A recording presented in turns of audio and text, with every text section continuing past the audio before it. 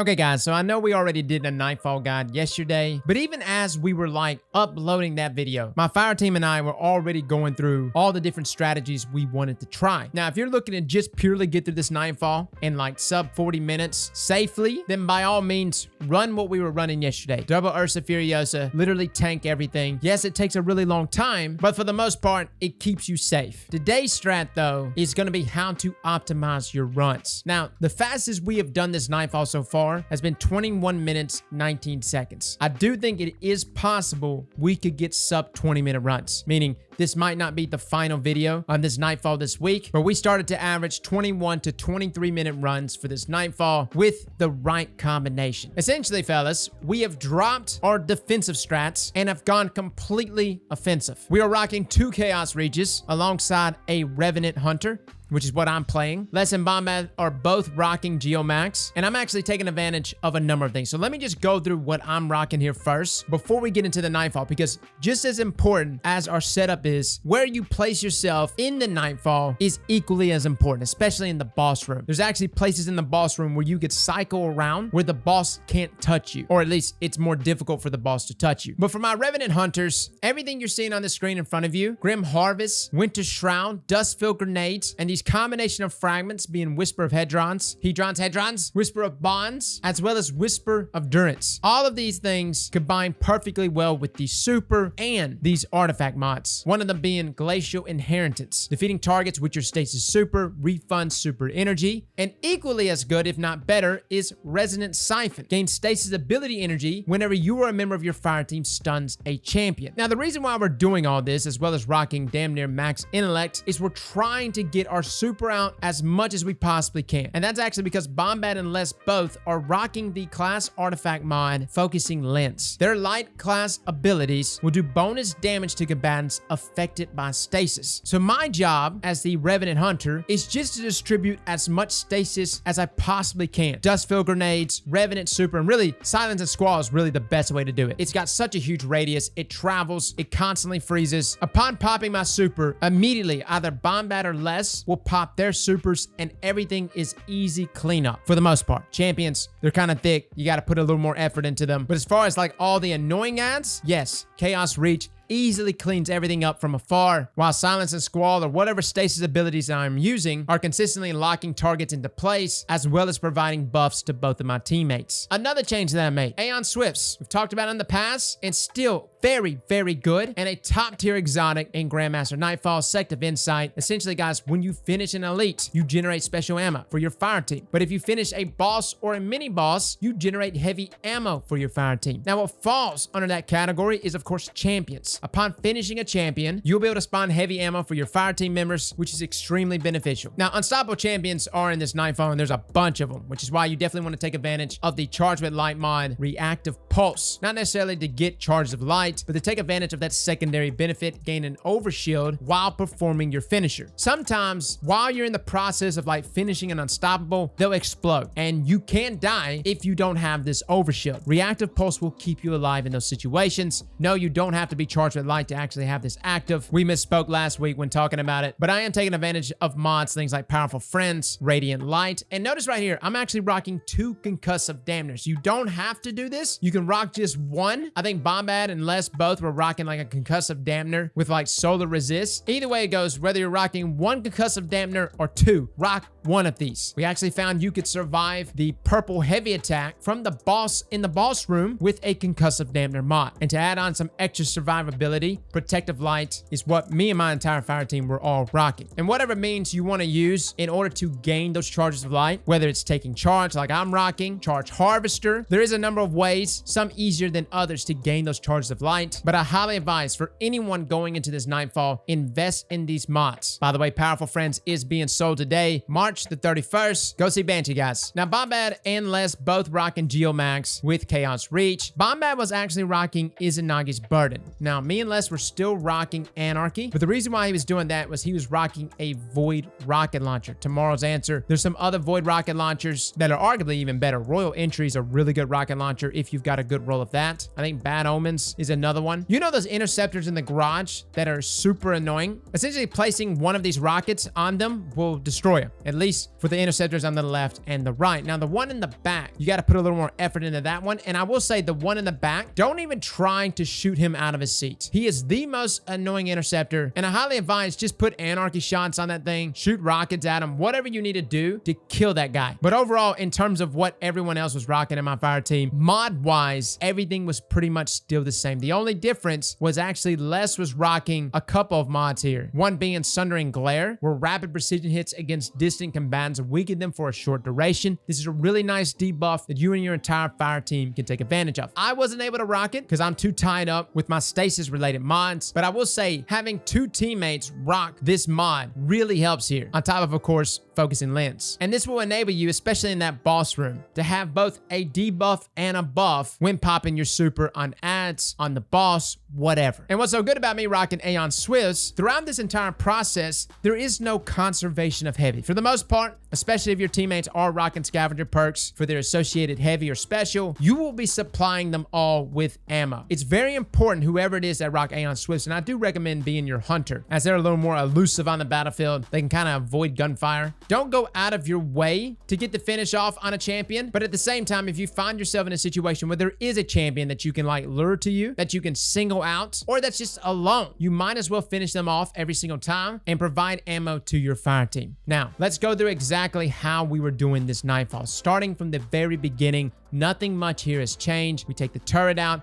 We deal with the barrier champion. We then deal with the unstoppable champion. We then move up to the left side and continue doing exactly what you saw in yesterday's video. Now, word of caution for those that are rocking stasis, especially against unstoppable champions. For some reason, if you stun an unstoppable champion and then freeze them with stasis, it like pulls them out of that stun phase. I don't know if there's like a way around this, but for the most part, I would save my stasis abilities for everything else except unstoppables. And again, the beautiful thing about focusing lens and that ability to buff light-based abilities when combatants are affected by stasis is this applies to everything in your subclass arsenal. Your neutral game gets a buff. I can apply this debuff to targets by simply throwing out my shurikens. So do not conserve your abilities here, guys. Your goal, especially when you're rocking things like Resonant Siphon, is just to throw out as many stasis abilities as you possibly can. But nothing in this first area really changed all that much other than my Chaos Reach Warlock. Whichever one of you gets your Chaos Reach first, don't be overly conservative with your super. Use it to clear out ads, especially the trash ones. And whoever it is that's not popping their supers, make sure you're stunning a champion or two while the Chaos Reach is being popped so that full damage is being applied there to those champions. Now, something we briefly talked about yesterday was how to deal with these domes and how to easily break them. We found that just placing an anarchy shot is the easiest way to deal with this, and it roughly takes around 2 anarchy shots, but you can only place 1 at a time, as if you place 2, it like bugs out or something. So just go in, place 1, and one of your other teammates also goes in and places another. Again, for my folks that aren't using anarchy, I know there was some people saying yesterday, can you do a run without anarchy? I think we probably will for those people, although anarchy really is nice, guys, if you got it. Now let's skip over to the garage phase, because we did change some things up in this room. And let me just say, no matter how well we optimize ourselves, this room is chaotic, and it actually is the hardest room, even in comparison to the boss room. The main thing about this room that I want you to do is I want you to assign jobs to everyone. As you're entering down into this room, whoever it is that's rocking the Void rocket launcher needs to immediately take out the left and right interceptor. And if you got tracking on your rocket launcher, that should be pretty easy. Like 1 rocket, you're done.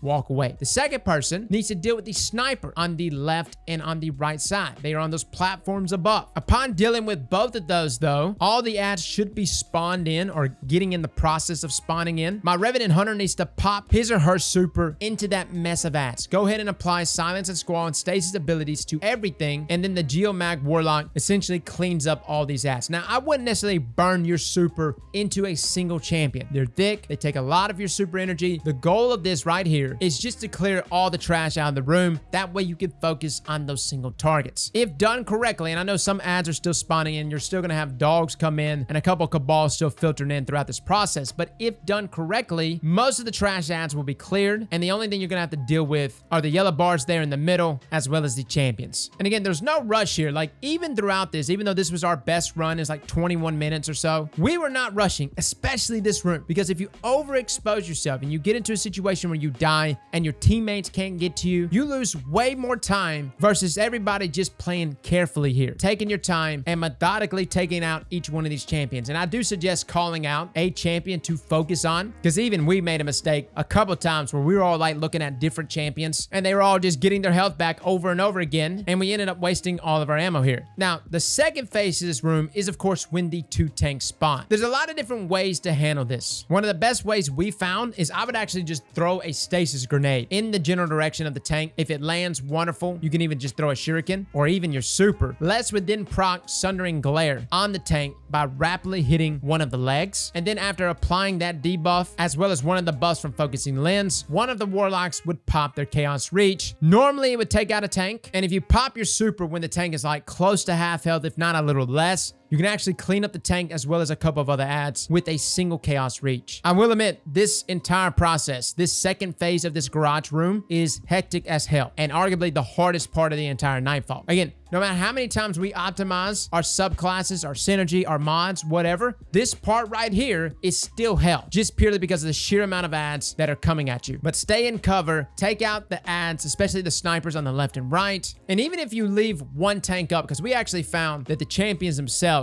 were a bigger problem than a tank. Like if we took out one tank and focus on the champions for just a second, maybe deal with one of the barrier champions, this would kind of give us some breathing room to now refocus on that second tank. There's really not an ABC method though to this room, as it's just pure chaos. So many ads are pouring out. Chain supers though, focus on targets together, and eventually you'll be at the end of this phase. Now going into the next set of rooms, you want to try to use your super as much as you possibly can. Open up with the Chaos Reach, clear these ads out. And a big tip for those that didn't know, don't worry about conserving your super for the boss room. When you initiate the boss fight, it tops your supers off. So use your super. Like I know I said that like a million times in this video, but use it, man. Now we would do a Chaos Reach here. We would then do another Chaos Reach on this first door. Then proceed to deal with the champion to the right, as well as the turret there to the left. And then going into the second room, we would kill the Cabal there right there initially in front of us. And then I would throw my Silence and Squall super across to the other side, which really made this much easier. It would freeze everything over there, the yellow bars, the champions, which locks them into place and allows you to easily clean them up. Now, upon killing the yellow bar across from you, and sometimes it's a Scion, other times it's a Thick Boy. When dealing with that yellow bar though, a number of Cabal and Gladiators will spawn behind you. Whoever my Hunter Revenant is, throw all of your stasis abilities here. Apply stasis to as many Gladiators as you possibly can, because despite Chaos Reach being a really good super, Gladiators are pretty damn thick. So go ahead and apply stasis to them so that your Chaos Reach Warlock can get that buff. That's pretty much this room, guys. You're just cycling supers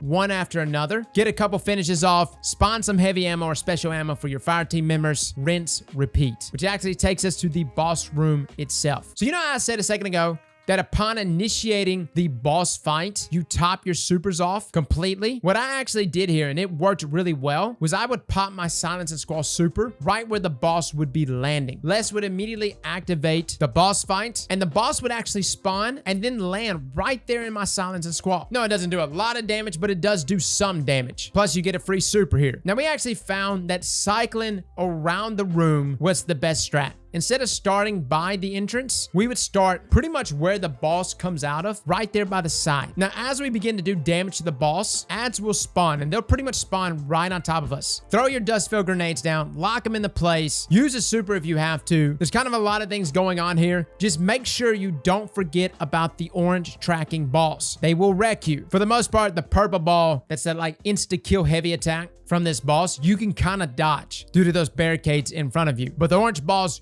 you will have to shoot. Now, getting the boss to 2/3 of her health will then spawn 2 unstoppable champions. One comes directly out of this door, and you want to stun him immediately, and if you possibly can, get a finish off. This is about the time that your teammates are probably going to be needing some more ammo. The second unstoppable champion will be coming to you. I would not go out of my way to go to the champion. Let the champion come to you. Even if you do stun him all the way up there, that's fine. If you need to get a second finish off to spawn more ammo, great. If not, go ahead and just kill him. Now, going into this dome, especially with the boss constantly spawning these orange balls, is extremely annoying. We actually found that the moment the boss would go into the animation where she would jump up was the best time to go in. She wasn't attacking you directly, and I mean initially, not at the tail end of when she's actually spawning the orange balls, but as she's going, and it makes a noise when she's beginning this attack. But go in, place an anarchy shot, you and your teammate, and get out. Sometimes it takes just 2 anarchy shots to finish these domes off. Other times it's like 2 anarchy shots and like 1 bullet. So keep that in mind, guys. You might have to actually go back and finish this dome off. But upon popping this dome, stay where you are. You'll have a number of ads come out, deal with those ads, keep shooting orange balls, and if done correctly here, the only thing on the battlefield is just you and this champion. Continue doing damage until you get her to her final health bar. Now, this is where things get a little more hectic, but Bombat actually found the best way to handle this because a couple of things happen when she reaches 1/3 of her health. Number one, she backs up and goes to that top platform inside of a dome. Secondly, she spawns 2 more unstoppable champions. Throughout this process, if you are too close to her, she will be attacking you with her purple heavy attack, as well as spawning a ton of those orange tracking balls. You and your fire team, as she is leaving to go to this platform, need to rotate to the entrance of this room. The beautiful thing about this point is that the orange balls actually can't track you if you stay back far enough, like to the doorway. Secondly, it pulls the unstoppable champions to you, allowing you to just single them out and deal with them one at a time. Now, there was a few times that like an unstoppable champion would spawn up literally right next to us. It would like glitch. So keep your head on a swivel, fellas. It happens fast, but deal with these champions, and if you can, try to finish one of these guys so that you can spawn ammo for your fire team. Now, after dealing with these champions, we now need to deal with that dome. This was the best strat of avoiding those orange balls, because what would happen a lot of times was I was trying to back up and shoot orange balls while simultaneously trying to get enough time to jump up and try and place an anarchy shot. It was chaotic, and 9 times out of 10, it would result in me dying. You can actually run underneath this tunnel. You can't stand in there forever because I'm pretty sure it'll burn and kill you, but you can run back and forth into this tunnel when she spawns those orange tracking balls, and they can't reach you. They'll run into the walls and blow up on themselves. So before you jump up, run across. You'll hear the noise where she's spawning those orange balls. Run across,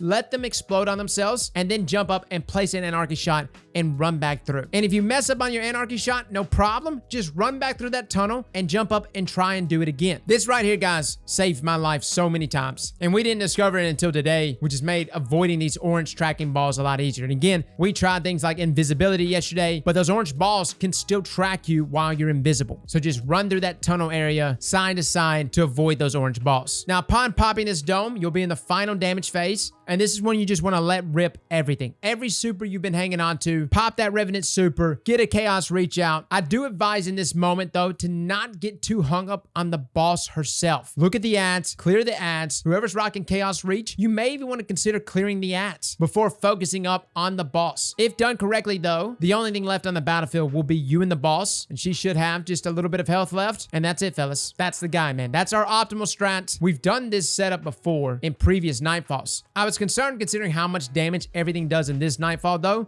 that it wouldn't work. We're not taking advantage of things like Well of Radiance. We're not taking advantage of things like Ursa Furiosa here. Are those subclasses really good? Yeah, they're very good. But these offensive subclasses, especially in combination with artifact mods like Focusing Lens, really worked well for us here. You don't have to worry about defending or tanking anything if you're killing everything too fast. And that's essentially what we're doing here. So guys, try it out for yourselves. Let me know in the comments below what you think. If you got any more suggestions on what we could do to trim down more time, yeah, I'm still in the hunt for sub 20-minute runs. Adept Pallies, though, man, I've gotten a few good rolls a day. We're still going to be hunting for that God roll, and yes, I think we're going to re-review Pally again this week in its Adept version, as there's just a lot of things that you can include on it now, especially the Adept mods, right? So be looking out for that. Well, fellas and ladies, thank you all for coming and watching, and as always, slap that like button like your mama told you right.